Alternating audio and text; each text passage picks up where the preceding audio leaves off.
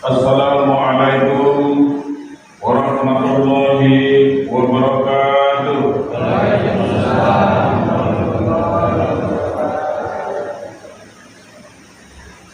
Allahu Akbar, Allahu Akbar, Allahu Akbar, Allahu Akbar, Allahu Akbar, Allahu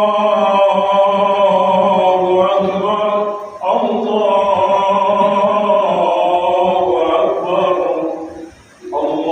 Allahu Akbar, Allahu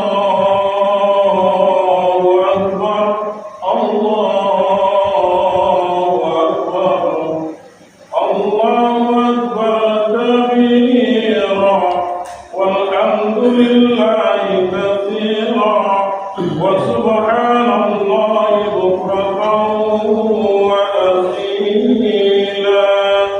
La ilaha illallah wa la na'budu illa iyyahu mukhlishina lahu-d-din walau karihal musyrikun.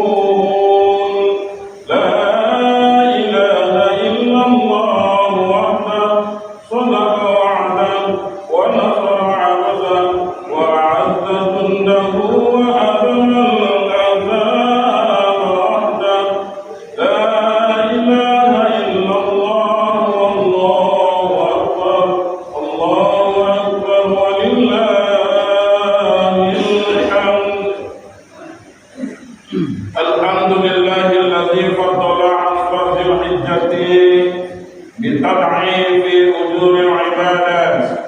Faman kana kharaja min baitihi ila sira'il udhiyati kana lahu bi kulli khatwati 'asra hasanat wa muhiyya 'anhu 'asru sayyi'at.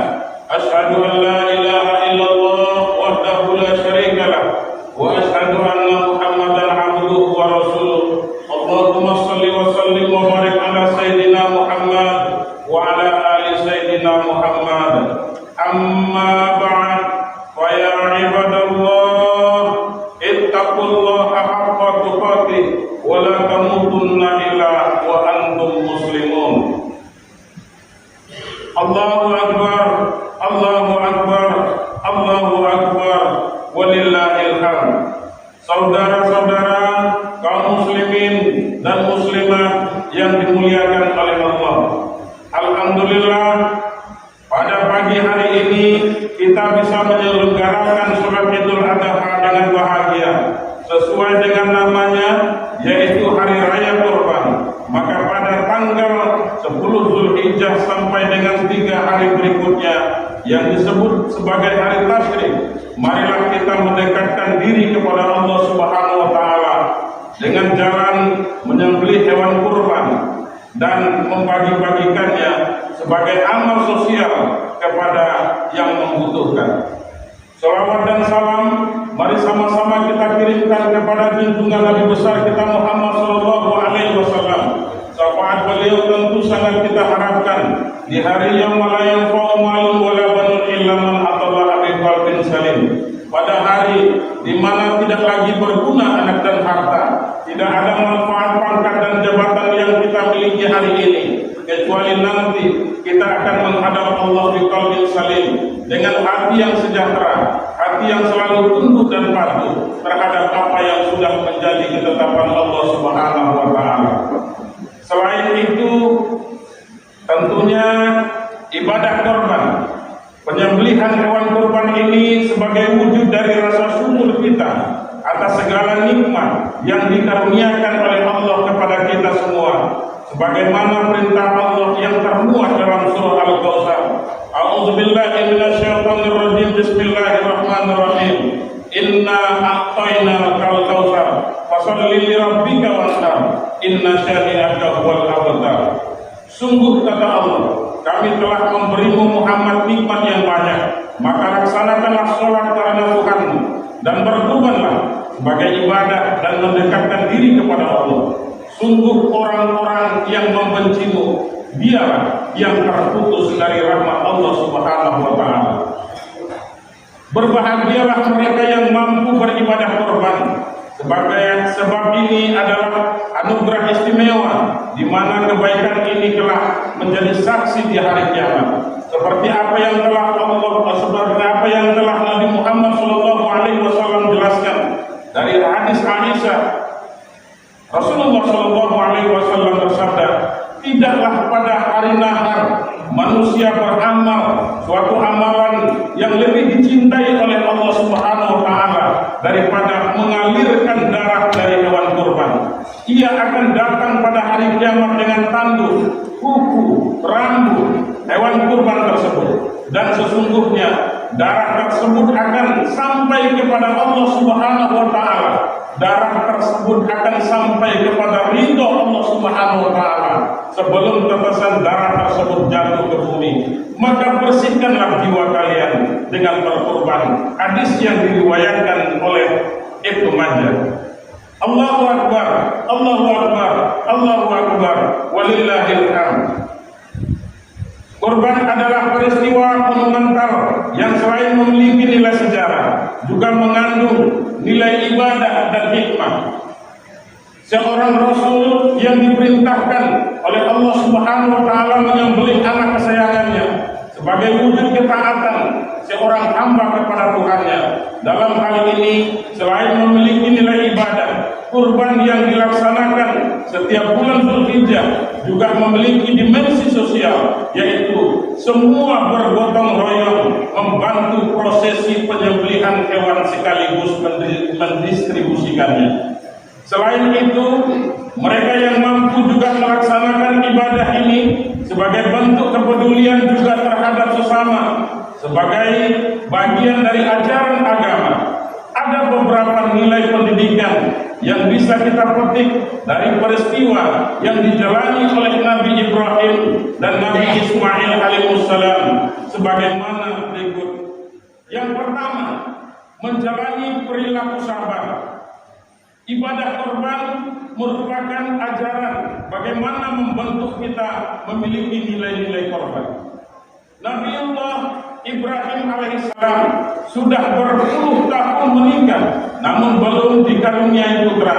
Disinilah kesabaran beliau diuji. Bisa saja Allah memberikan putra kepada Nabi Ibrahim yang bergelar Khalilullah itu, namun Allah menunda memberikan putra kepadanya, dan beliau menjalaninya dengan penuh kesabaran.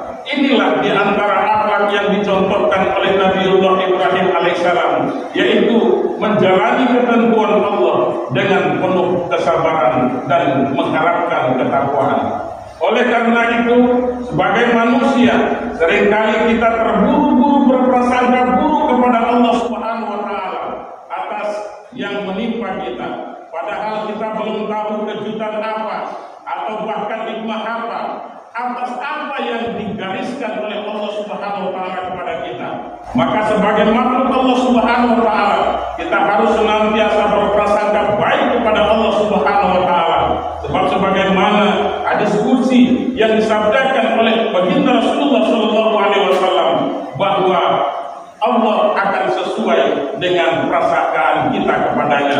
Ana inna zonni abdi bi, kata Allah Subhanahu wa taala, aku akan memberikan apa yang akan aku berikan kepada hambaku sesuai dengan bagaimana hamba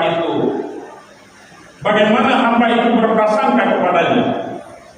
Sebagian ulama menjelaskan maknanya, yaitu Allah Subhanahu wa taala akan menganugerahkan ampunan jika hambanya senantiasa meminta ampun. Allah akan menerima taubat jika hambanya bertaubat, dan Allah akan mengabulkan doa jika hambanya meminta. Allah akan beri kecukupan jika hambanya meminta kecukupan, dan seterusnya. Inilah hikmah yang pertama dari pelajaran sejarah baginda Ibrahim alaihissalam dan Ismail. Kemudian hadirin jamaah sholat Idul Adha yang dirahmati Allah, nilai pendidikan yang kedua dalam peristiwa kurban ini adalah tawakal. Jadi setelah beliau menunggu kehadiran buah hati selama puluhan tahun, akhirnya dikaruniai Ismail alaihissalam. Nabi Ibrahim alaihissalam sangat berbahagia dengan karunia ini. Namun tiba-tiba Allah memberikan ujian kepadanya, yaitu menyembelih putra yang beliau cintai. Dalam surah As-Saffat ayat yang kedua, ayat yang ke-102, Allah mengabdikan peristiwa ini dengan ungkapan yang bijak. Tuturan seorang ayah kepada anaknya, ya bunayya inni ara fil manam anni asbahuka. Wahai anakku yang kucintai, sesungguhnya aku melihat dalam mimpi bahwa aku menyembelihmu, kata Ibrahim kepada anaknya. Ketika menyampaikan kabar ini, Nabi Ibrahim alaihissalam juga menunggu reaksi dari putranya, yaitu Ismail, dengan menanyakan bagaimana pendapatnya. Ibrahim mengatakan, fanzur maza tara, wahai anakku, maka pikirkanlah apa sesungguhnya pendapatmu.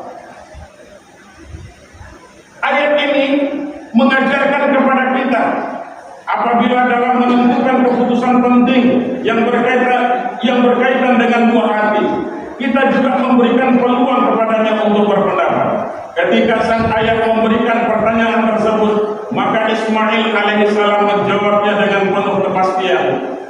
Qala ya abatif al-ma'tumaru satajiduni insyaallah minas sabirin. Wahai ayahku, kata Ismail alaihissalam kepada Nabi Ibrahim, kerjakanlah apa yang diperintahkan kepadamu. Insya Allah kamu akan mendapatiku termasuk orang-orang yang sabar. Allahu Akbar, Allahu Akbar, Allahu Akbar, walillahil hamd. Hadirin yang dimuliakan oleh Allah Subhanahu wa taala, dialog antara ayah dengan anak telah diabadikan oleh Allah Subhanahu wa taala dalam surah As-Saffat. Dalam metode pendidikan, pola semacam ini disebut metode hiwari alias dialog. Nabi Ibrahim tidak langsung menyuruh Ismail alaihissalam menuruti keinginannya agar mau disembelih, melainkan menanyakan kepadanya terlebih dulu, meminta pendapatnya, menguji respon dan reaksinya. Hal ini sesuai dengan fitrah psikologis bahwa remaja bisa dimintai pendapat melalui cara dialog untuk mengembangkan nalarnya. Dan Ismail alaihissalam menjawab dengan pasti dan percaya diri, serta berharap dirinya menjadi bagian orang-orang yang sabar. Poin yang ketiga dalam peristiwa ini adalah pendidikan ketauhidan. Nabi Ibrahim dan Nabi Ismail alaihissalam kompak menjalani perintah Allah. Keduanya berserah diri dan bertawakal menjalani perintah Sang Pencipta. Meskipun ketika hendak disembelih, Allah menggantinya dengan hewan sembelihan dari surga.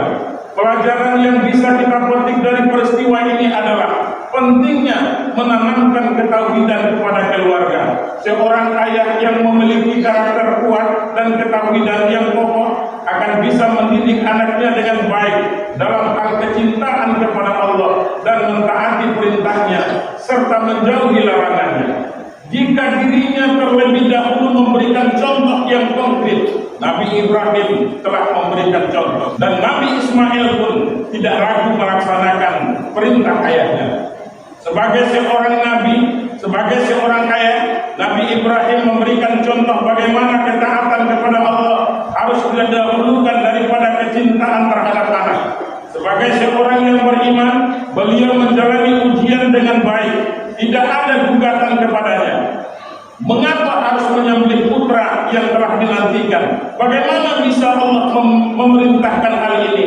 Dan berbagai pertanyaan lainnya tidak pernah muncul di dalam benak Nabi Ibrahim alaihissalam.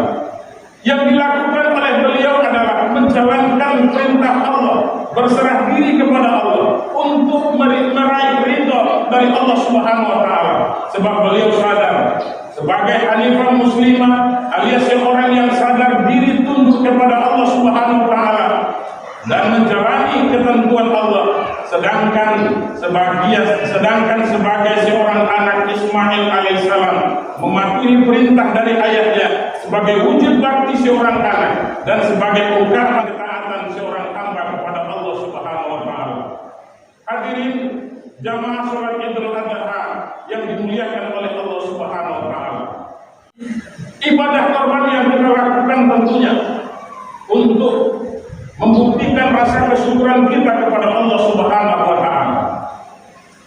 Karena ketika kita berterima kasih terhadap apa yang telah Allah berikan kepada kita, maka niscaya Allah akan menambah nikmat yang telah diberikannya kepada kita. Hal ini tentu merupakan janji yang telah diungkapkan oleh Allah Subhanahu wa taala di dalam Al-Qur'an. La in syakartum la azidannakum wa la in kafartum inna azabi lasyadid. Andai sekiranya seorang hamba itu mereka bersyukur kepada apa yang telah Allah berikan kepadanya, maka tentu Allah pasti akan menambah. La azidannakum, niscaya akan aku tambah, kata Allah Subhanahu wa taala. Ini merupakan kalimat janji Allah yang tidak akan pernah diingkari oleh Allah Subhanahu wa taala.